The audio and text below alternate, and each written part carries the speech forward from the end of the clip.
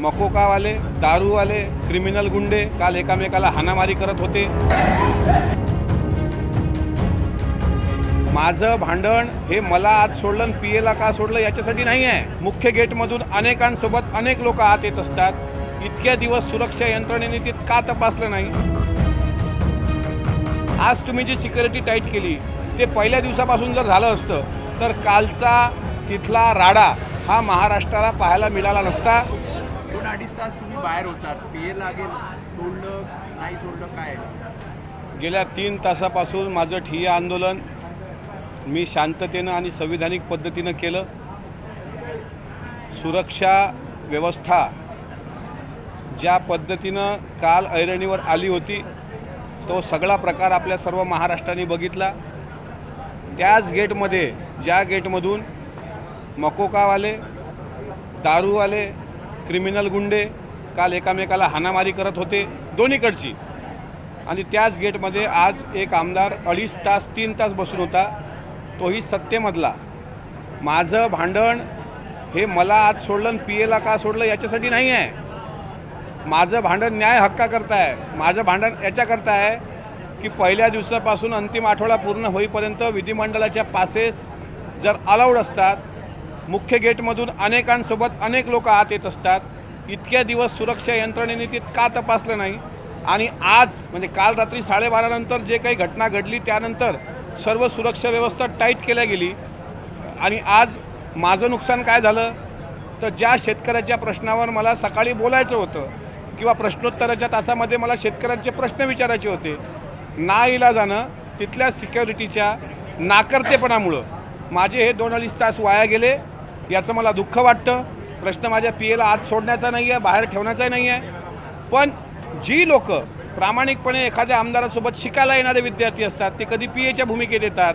आज तुम्ही जी security tight केली ते पहिल्या दिवसापासून जर झालं असतं तर कालचा तिथला राडा हा महाराष्ट्राला पाहायला मिळाला नसता।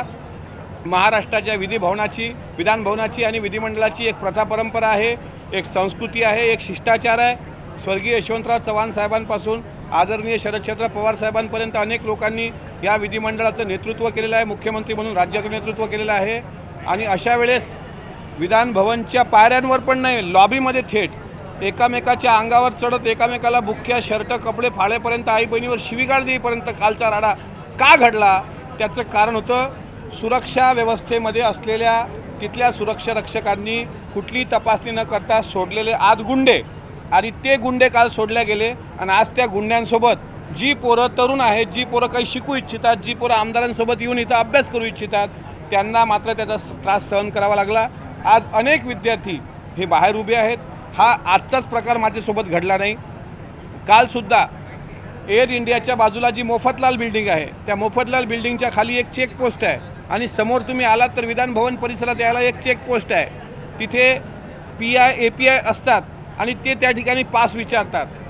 माझ्या खिशाला बॅच लावलेला असताना 2 दिवसांपासून मला पास मागितला गेला। आता विधिमंडळाचा हिरवा पास असेल, हिरवा बॅच असेल तर विधानसभा सदस्य, आणि लाल बॅच असेल तर विधान परिषद सदस्य, याचं सुद्धा ट्रेनिंग जर नवख्या पोलिसांना नसेल तर मग ह्याच्यापेक्षा काय दुर्दैव पाहिजे? त्याच्यामुळं काल तोही गंभीर प्रकार मी सभापतींच्या लक्षात आणला। सभापतींनी DYSPंना सांगितलं आणि DYSPंनी मग त्यांच्यावर मला ॲक्शन घ्यायची नव्हती पण सांगायचं होतं की विधिमंडळ सदस्याच्या बाबतीत अशा अपमानास्पद वागणुका घडत असतील, तेही सत्ताधारी आमदारासोबत, तर याची गंभीरतेनं दखल घ्यावी। ज्या सिक्युरिटीने 3 तासापासून मला बसून ठेवलं आहे त्यांना सरकारने एकच प्रश्न विचारावा की इतके दिवस काल जो राडा घडला त्या राड्यामधले आरोपी तुम्ही मोकाट का सोडले?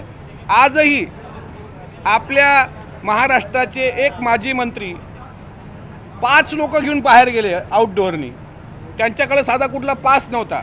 मग एकाला एक नाही आणि दुसऱ्याला दुसरा नाही असं होता कामा नये। त्याच्यामुळे माझा हा संविधानिक लढा होता। आता आज प्रश्नोत्तराचा तास आहे, तो अर्धा तास वाया गेला, तो जाऊ नये, कारण शेतकरी महत्त्वाचा आहे, मला पीए महत्त्वाचा नाही आहे माझा।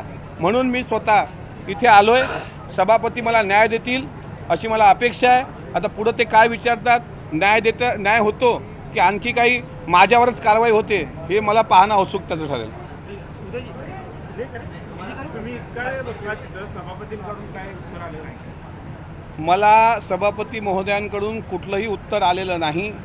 मी स्वतः त्यांच्याशी संपर्क करण्याचा प्रयत्न केला, पण संपर्क होऊ शकला नाही.